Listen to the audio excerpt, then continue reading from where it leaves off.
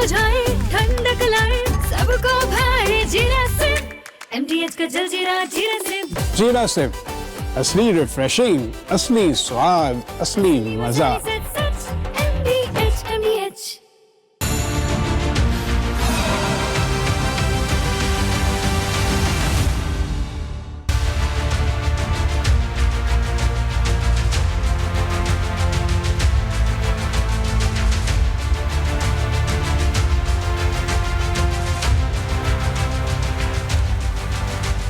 नमस्कार, मेरा नाम है मानव यादव और आप मेरे साथ देखना शुरू कर चुके हैं राष्ट्र सर्वोपरि। दर्शकों, जो बात कोई नेता कहता है उस नेता के कर्मों से, उसकी बात से पता लगता है कि उसके लिए राष्ट्र सर्वोपरि है या उसकी अपनी राजनीति सर्वोपरि है। आज सीएम योगी संभल में पहुंचे और संभल में जो वो दहाड़े हैं, जो वो गरजे हैं, उससे आप अंदाजा लगाइएगा कि सीएम योगी के लिए राष्ट्र सर्वोपरि है या फिर उनकी राजनीति। क्योंकि यूपी में तो योगी राज है, तो कभी बुलडोजर चलता है तो कभी खुद योगी इस तरीके से गरजते हैं कि लगता है कि उनकी राजनीति एक बदलाव वाली राजनीति है। संभल के मैदान से आज सीएम योगी ने न सिर्फ अपने विरोधियों पर हमला बोला है, बल्कि कब्जाधारी भूमाफियाओं को भी कानून याद दिला दिया है।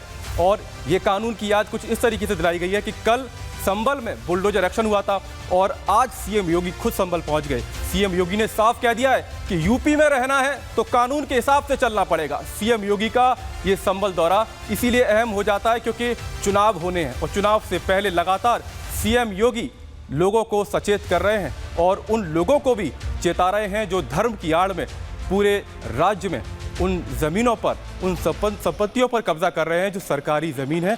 ऐसे में सीएम योगी ने आज साफ कह दिया कि यूपी में कानून का राज है और कानून के हिसाब से आपको चलना होगा। और सीएम योगी ने किस किस पर हमला बोला है आपको दिखाते हैं इस खास रिपोर्ट में।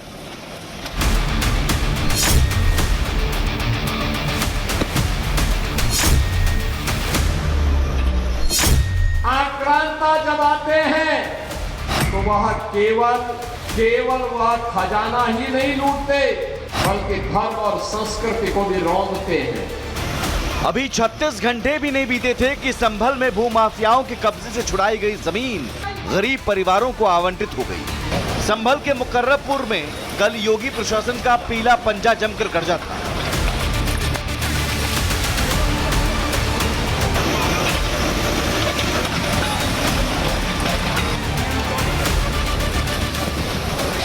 मुकर्रबपुर गांव में अवैध मजार और इमाम बाड़ा को ध्वस्त कर 375 वर्ग गज से ज्यादा सरकारी जमीन मुक्त कराई गई।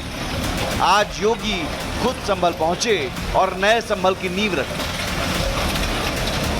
10,000 एकड़ लैंड खाली हुई है और मैंने कहा था यहाँ के गरीबों में बांटो, दलितों में बांटो, वंचितों को बांटो, पिछड़ी जाति के लोगों को जमीन दो। उन्हें घोषित माफिया घोषित करो। इन्होंने लैंड रिकॉर्ड में, राजस्व रिकॉर्ड में भी नाम समाप्त कर दे और कहीं कोई साक्ष्य न रहे। इसके लिए इन्होंने चाहे कांग्रेस की सरकार रही हो, चाहे समाजवादी पार्टी की सरकार रही हो, लैंड रिकॉर्ड को भी इन्होंने नष्ट कर दिया। ये लोग रिकॉर्ड नष्ट कर सकते हैं, सत्य को नष्ट नहीं कर सकते और सत्य अंततः अपना स्वरूप दिखाता ही है। जो जमीन कब्जाधारियों से छुड़ाई गई है उसमें से 120 मीटर जमीन मुकर्रबपुर गांव के ही 10 परिवारों को दे दी गई है। जमीन पर जरूरतमंद खुश नजर आए। सर, माननीय मुख्यमंत्री जी के लिए हमें बहुत खुशी हुई जो हमारे साथ में मतलब अपना परिवार समझ के हमें जो है आवास के लिए पट्टा आवंटन किया। उन्होंने बहुत अच्छा किया गरीब आदमियों के लिए। योगी जी को बहुत बहुत धन्यवाद जो हमें पट्टा मिल गया। ऐसे गए थे साहब अपने की झोंपड़ी डाल के। हमें धन्यवाद करते हैं मोदी जी को। आप रहने दो, सुविधा दे रहे, बहुत बढ़िया कर रहे हो आप। खुश हैं आप? हाँ, हम खुश हैं। जमीन के पट्टे आवंटित करने गए सीएम योगी ने संभल की धार्मिक विरासत, विकास और कानून व्यवस्था पर जोर देते हुए सपा कांग्रेस पर तीखे हमले की। सीएम योगी ने कहा संभल अब दंगे कर्फ्यू से मुक्त होकर विकास की राह पर है। पहले सपा के समय दंगे होते थे, कांग्रेस के समय दंगे होते थे और संभल से ज्यादा दंगों के इस कुख्यात इतिहास को कौन जानता है? कौन नहीं, कौन जानता है? 500 वर्ष पहले जो पाप हुआ था, कुछ को जबरदस्ती धर्मांतरण कर दिया गया, कुछ लोगों को मारा गया, तीर्थों को नष्ट किया गया, पवित्र किया गया। लेकिन अब प्रधानमंत्री मोदी जी के नेतृत्व में डबल इंजन की भारतीय जनता पार्टी की सरकार है। अब तो संभल में 68 तीर्थों के पुनरुद्धार का काम भी शुरू हुआ है। 19 कूपों के पुनर्जीवित करने का काम भी प्रारंभ हुआ है और 24 कोसी परिक्रमा के कार्य के लिए भी हम लोगों ने धनराशि स्वीकृत करके उसको आगे बढ़ा दिया है, उसको भी आगे बढ़ा दिया है। अब कोई इन 68 तीर्थों पर कब्जा नहीं कर पाएगा। इन कूपों के अस्तित्व के साथ कोई खिलवाड़ नहीं कर पाएगा। सीएम योगी ने संभल को 569 करोड़ की लागत की 66 विकास परियोजनाओं की सौगात दी, तो अमरोहा में भी 207 करोड़ से ज्यादा की 43 विकास परियोजनाओं का लोकार्पण और शिलान्यास किया गया। सीएम योगी ने कहा, नया उत्तर प्रदेश आज आस्था के साथ साथ सुरक्षा, सुशासन और समृद्धि का सशक्त मॉडल बनकर उभरा है। क्या 17 के पहले कोई संभल का नाम लेने की हिम्मत करता था? तब तो एक तुर्क आकर के यहां पे अपमानित करता था, वो यहां के देसी मुसलमानों को भी अपमानित करता था, अपनी टोपी को अपनी आंख में लगा करके उनको चिढ़ाने का काम करता था, अपने को बाबर का वंशज कह करके लगातार यहां के लोगों को, भारत और भारतीयों को अपमानित करने का काम करता था। लेकिन अब तुर्क की तुर्कई नहीं चलेगी, अब नहीं चल सकती है। अब तो संबल में वही होगा जो हरिहर मंदिर का आदेश होगा। सीएम योगी ने भगवान विष्णु के 10वें अवतार भगवान कल्की की पावन भूमि और हरिहर धाम को नमन करते हुए गणपति की 145 फीट और भगवान राम की 51 फीट प्रतिमा का अनावरण भी किया।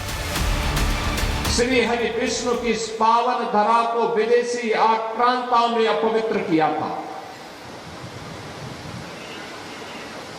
आक्रांता जब आते हैं तो वह केवल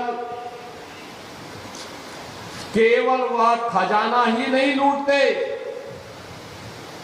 बल्कि धर्म और संस्कृति को भी रौंदते हैं। सीएम योगी ने एक बार फिर साफ कर दिया कि यूपी में जीरो टॉलरेंस नीति है, इसलिए कोई कब्जाधारी भूमाफिया हो या फिर बेटियों की सुरक्षा में सेंध लगाने वाला अपराधी, इन सभी की दो ही जगह है, एक जेल और दूसरा जहन्नुम। Bureau report, Republic Bharat. भगवान कृष्ण को मुस्लिम बताने वाला मौलाना जर्जिस आपको याद होगा, भगवत गीता का श्लोक पढ़कर उसने खूब सुर्खियां बटोरी। मौलाना की जर्जर सोच को ठीक करने का काम तो कानून कर रहा है, तो दूसरी तरफ हिंदू धर्म गुरुओं ने भी मौलाना को आड़े हाथ लिया है। लेकिन अपनी कौम को बरगलाने और समाज में नफरत फैलाने का काम सिर्फ मौलाना जर्जिस ही नहीं कर रहा। जमीयत उलेमा हिंद के अरशद मदनी ने भी अपनी जुबान से कट्टर सोच का परिचय दिया है। मौलाना मदनी ने पहले तो कुरान की खूबियां गिनाई और यहां तक कह दिया कि सभी को कुरान पढ़नी चाहिए। और मौलाना मदनी यही नहीं रुके, उन्होंने ओम नमः शिवाय और अल्लाहू अकबर तक की तुलना कर डाली है। इस रिपोर्ट को देखिए और समझिए कैसे देश भर में मौलानाओं के दिमाग में राष्ट्र सर्वोपरि की बजाय धर्म सर्वोपरि की भावना फल फूल रही है।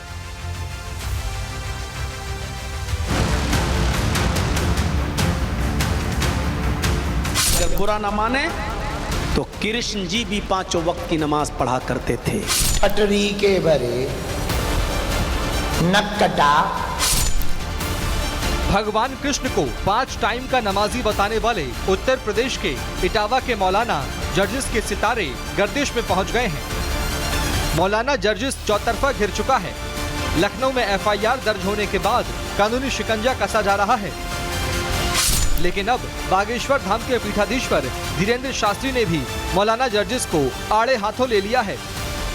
एक मौलाना हुए, अभी हैं जर्जिस अंसारी, उन्होंने बयान दिया कि भगवान कृष्ण नमाज पढ़ते थे 5 ठटरी के बरे नक कटा। इस भारत का जन्मा हुआ प्रत्येक व्यक्ति हिंदू है और तुम भी हिंदू हो। तुम अपने बाप को बाप नहीं कह रहे बेटा, ये तुम्हारी भूल है। मौलाना जर्जिस ने श्रीमद् भगवद गीता के श्लोक का जिक्र करते हुए हिंदुओं की धार्मिक भावना से खिलवाड़ किया था। मौलाना के बयान से यह साफ हो गया था कि मौलाना जर्जिस अंसारी को योग और नमाज में अंतर तक नहीं पता। इसीलिए बाबा बागेश्वर ने मौलाना को आज घर वापसी की नसीहत दे डाली। भारत में जो भी जन्म लेगा वो हिंदू ही कहलाएगा। और हम भारत के खासकर इन अंसारी जी को मैसेज दे रहे, अंसारी जी घर वापसी कर लो, सही मौका है, यही मौका है। हाँ, और लौट कर ऐसी बात बोलना नहीं, वरना तुम्हारे दरवाजे पर ही हम भगवद गीता पाठ करेंगे। धीरेन्द्र शास्त्री यही नहीं रुके, उन्होंने साफ शब्दों में चेतावनी दी कि सनातन धर्म के खिलाफ बयानबाजी अब बर्दाश्त नहीं की जाएगी।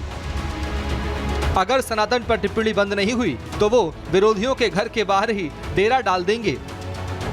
उनके घर के बाहर भगवद गीता का पाठ किया जाएगा। और लौट कर ऐसी बात बोलना नहीं, वरना तुम्हारे दरवाजे पर ही हम भगवद गीता पाठ करेंगे। दरअसल देश में एक बहस छिड़ी हुई है कि मुस्लिमों के पूर्वज भी हिंदू थे। हाल ही में योग गुरु बाबा रामदेव ने भी मुस्लिमों के पूर्वजों को हिंदू बताया था। अब बाबा बागेश्वर भी कह रहे हैं कि मौलाना जर्जिस अंसारी को अपना पंचांग दिखा लेना चाहिए। अंसारी जी, कभी प्रयागराज जाना, वहां पर अपना पंचांग खुलवा लेना पूर्वजों का। चौथे पांचवें नंबर पर कन्हैया लाल ना निकले तो कह देना। सवाल यह है, मौलाना अंसारी के अंदर इतनी हिम्मत आई कहां से कि वो हिंदुओं की आस्था से खिलवाड़ कर सके, भगवान कृष्ण को नमाजी कह सके? क्या मौलाना के दिमाग में कट्टरपंथ वाला जहर घुला है? एक तरफ मौलाना जर्जिस है जो भगवान कृष्ण को 5 टाइम का नमाजी बता रहा है, तो दूसरी तरफ जमीयत उलेमाए हिंद के राष्ट्रीय अध्यक्ष मौलाना अरशद मदनी हैं जो कह रहे हैं कि कुरान सबको पढ़नी चाहिए। अरशद मदनी का कहना है कि कुरान कहीं भी कत्ल या नफरत की बात नहीं करता। इस्लाम मोहब्बत का मजहब है, इसीलिए आज पूरी दुनिया में सबसे तेजी से फैल रहा है। देश में मुसलमान का विरोध बहुत पहले से हो रहा है। मौजूदा सरकार मस्जिद को मुसलमान की बरकत समझती है, इसीलिए बुलडोजर चलाती है। कि मुल्क के अंदर मुस्लिम की मुखालफत ये बहुत पहले से चल रही थी। इस वक्त जो फिरका परस्ती है मुल्क के अंदर, वो मुसलमान की मुखालफत और मुसलमान के दीन और धर्म और इस्लाम की मुखालफत दोनों चीज़ें हैं। अल्लाह अकबर वो भी कहते हैं कि ओम सबसे बड़ा है, हम वही कहते हैं अल्लाह अकबर। क्या अल्लाह है और अल्लाह एक है, हम गवाही देते हैं कि वो दुनिया का सबसे बड़ा आदमी था। सवाल यह है कि अगर देश के मौलाना हालातों पर चिंतित हैं, तो फिर हिंदुओं के खिलाफ जहर क्यों उगलते हैं? कृष्ण को नमाजी क्यों बताते हैं? आखिर मौलाना अपने दोहरे चरित्र वाले खोल से बाहर कब निकलेंगे? Bureau report, Republic Bharat.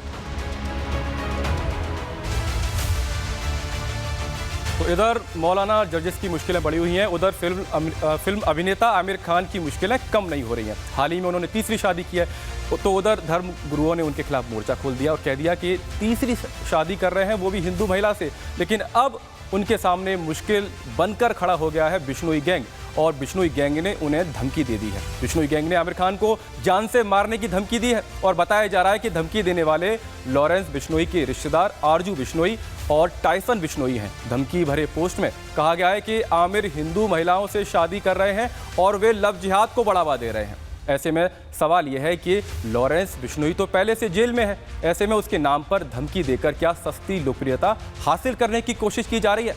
क्योंकि आमिर खान इकलौते नहीं हैं, उनसे पहले सलमान खान और बॉलीवुड के कई बड़े चेहरों को इसी तरीके से बिश्नोई के नाम पर धमकियां दी जा चुकी हैं।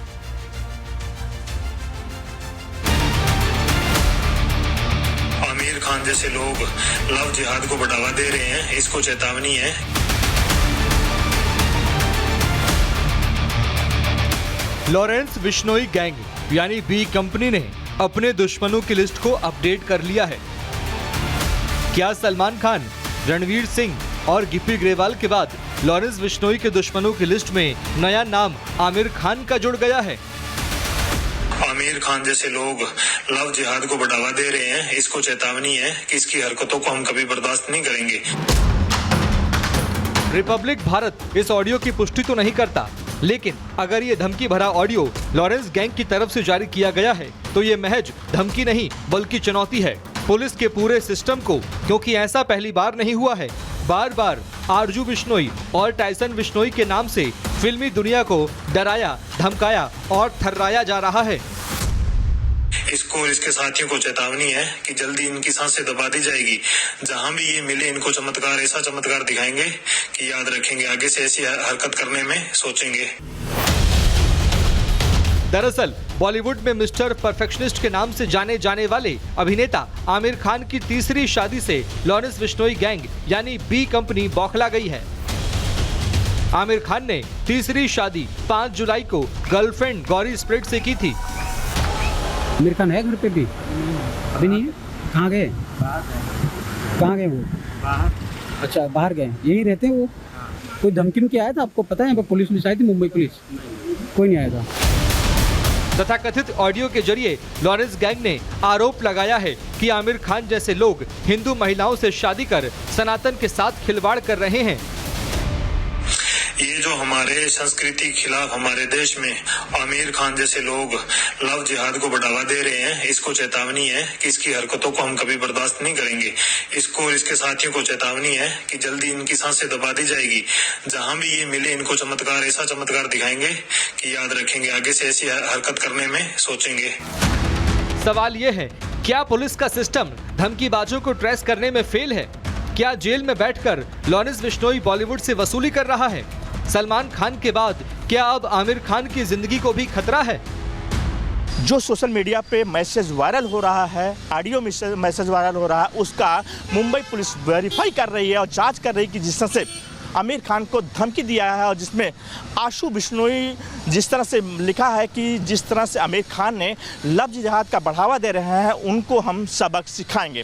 फिलहाल मुंबई पुलिस इसको लेकर भी पूरा जांच कर रही है। मुंबई पुलिस ने एहतियातन रूप से यहां पर आकर जायजा लिया है और गश्त लगा रही है कि जिस तरह से आमिर खान को सोशल मीडिया पर लॉरेंस बिश्नोई गैंग द्वारा धमकी मिला है, उसको लेकर अगर आमिर खान की तरफ से कोई शिकायत आता है तो मुंबई पुलिस सुरक्षा देगी आमिर खान को।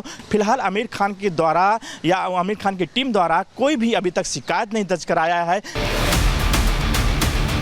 आमिर खान की तीसरी शादी पर सियासत भी खूब हो रही है। महाराष्ट्र सरकार में मंत्री नितेश राणे आमिर खान को लव जिहाद का ब्रांड एम्बेसडर बता चुके हैं।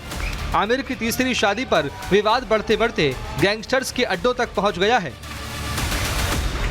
जो हिंदू धर्म के युवा उनको सेलिब्रिटी मानते हैं, उन्होंने इनसे क्या प्रेरणा लेना चाहिए, इस बारे में सोचने का सच्ची में वक्त आ गया है। लव जिहाद के ब्रांड एम्बेसडर तो आमिर खान बनते नहीं जा रहे, इसलिए हिंदू समाज ने और हिंदू युवाओं ने जो इनके पिक्चर देखते हैं, जो इनके मूवीज देखते हैं, उन्होंने सोच समझ के ऐसे लोगों को बड़ा करना चाहिए। आमिर की तीसरी शादी से हिंदू संगठन भी भड़के हुए हैं। एक्टर की फिल्मों का विरोध करने की अपील की जा रही है, लेकिन सवाल यह है कि बेगानी शादी में गैंगस्टर्स का क्या काम? सलमान खान या आमिर खान किसी को भी इस प्रकार से धमकी देना या किसी भी व्यक्ति का उसके ऊपर हमला करना या हत्या करना, यह महाराष्ट्र में नहीं चलेगा। मुंबई पुलिस इसके लिए सक्षम है। महाराष्ट्र के मुख्यमंत्री, उप मुख्यमंत्री के निर्देश भी स्पष्ट है, इसके ऊपर कड़ी से कड़ी कार्रवाई होगी। लॉरेंस गैंग का सबसे पुराना टारगेट सलमान खान है। साल 1998 के काले हिरण शिकार मामले को लेकर लॉरेंस गैंग ने सलमान को कई बार जान से मारने की धमकी दी है।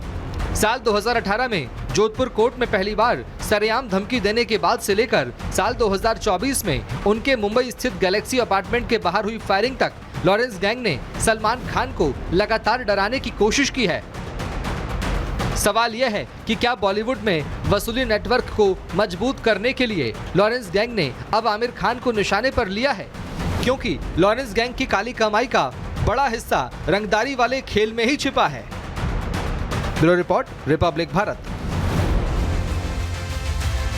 और ये सवाल हम इसलिए पूछ रहे हैं क्योंकि बॉलीवुड में कई सारे ऐसे एक्टर्स हैं जिनसे वसूली पहले भी की जा चुकी है, क्योंकि शादी बहुत ही निजी मामला होता है। अगर आमिर खान ने कानूनन तौर पर अपनी शादी की है, अपनी पार्टनर्स को तलाक दिया है, तो ऐसे में किसी को कोई दिक्कत नहीं होनी चाहिए। लेकिन धर्म के ठेकेदारों ने और मौके पर चौका मारने वाले इस तरीके से गैंग्स ने कहीं ना कहीं उसको एक अपना व्यापार बना लिया है। और जब भी ऐसी कोई खबर आती है तो बॉलीवुड स्टार्स को इसी तरीके से धमकाया जाता है। चलिए अब खबरों में आगे बढ़ते हैं। और नीले ड्रम वाली मुस्कान, हनीमून पर मारने वाली सोनम के बाद अब सांप से अपने पति को ढसवाने वाली पत्नी दामिनी की कहानी आपको दिखाएंगे। यूपी के मेरठ में एक पत्नी ने पैसों के लालच में अपने प्रेमी के साथ मिलकर पति को मौत के अंजाम तक पहुंचा दिया। दोनों की शादी लव मैरिज थी, लेकिन जब दिमाग पर खून सवार हो तो इंसान रिश्तों की गरिमा और भरोसे को भूल जाता है। और कुछ ऐसा ही हुआ अतुल के साथ। अतुल ने अपने सपने में भी नहीं सोचा था कि जिस महिला के साथ उन्होंने 7 फेरे लिए हैं वो आशिक के फेर में फंसकर उसका काल बन बैठेगी। इस मामले में पति की हत्या से ज्यादा हत्या के तरीके की चर्चा हो रही है और इसीलिए हर कोई चौंक गया है कि पहले तो पति को नींद की गोलियां खिलाई गई, पति जब बेहोश हो गया तो फिर उसे सांप से डसवा दिया गया। और इसीलिए हर कोई हैरान है कि आखिर कोई पत्नी इतनी बेरहम कैसे हो सकती है।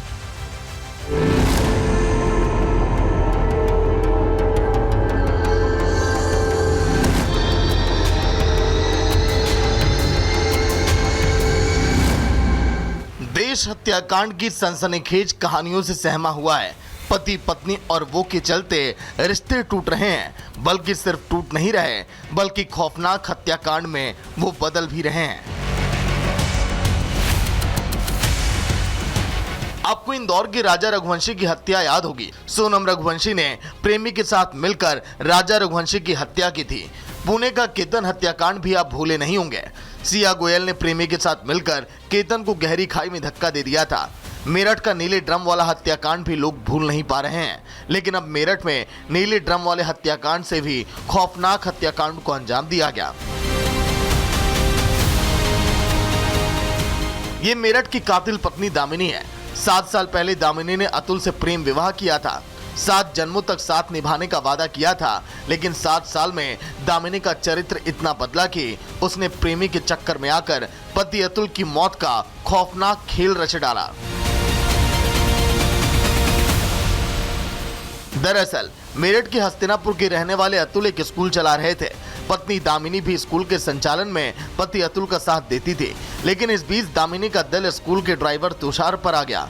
दोनों के बीच प्रेम की कहानी परवान चढ़ गई। इसके बाद दोनों ने मिलकर अतुल को साइड करने का प्लान बना लिया।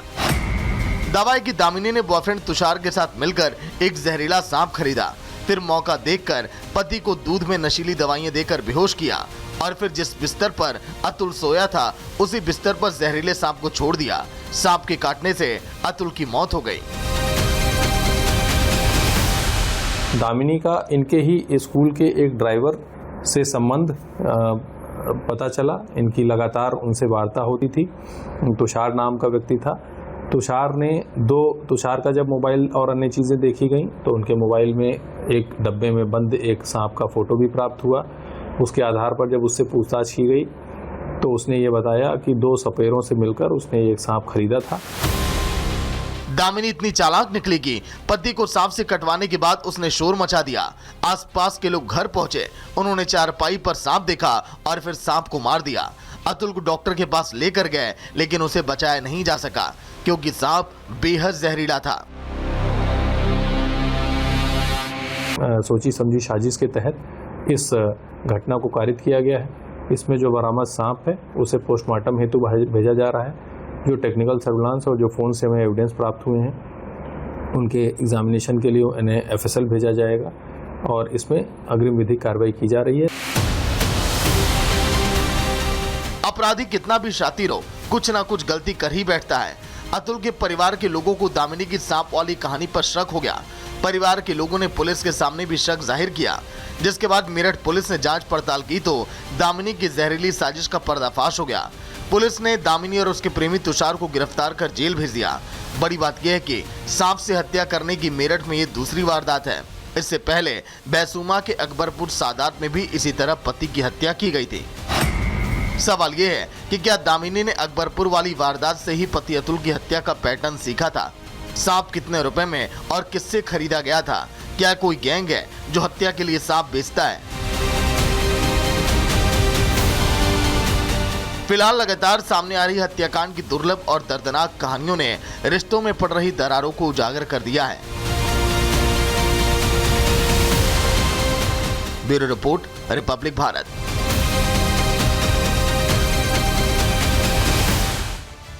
तो दर्शकों, राष्ट्र सरोपरी में इतना ही। कल दिन भर रिपब्लिक भारत पर देखिए आर भारत मंथन, जहां पर देश भर की तमाम बड़ी हस्तियां जुटेंगी और राष्ट्र निर्माण की राह पर चर्चा करेंगी। सुबह से हमारे साथ लगिए, जुटिए और देखिए आर भारत मंथन। चमकी चाट से क्या बना है? सैंडविच, लस्सी और छाछ और हर घूंट में चमकी चाट, ड्राई फ्रूट और दही बड़े। चमकी चाट से स्वाद बढ़े। असली स्वाद सिर्फ चंकी चाट।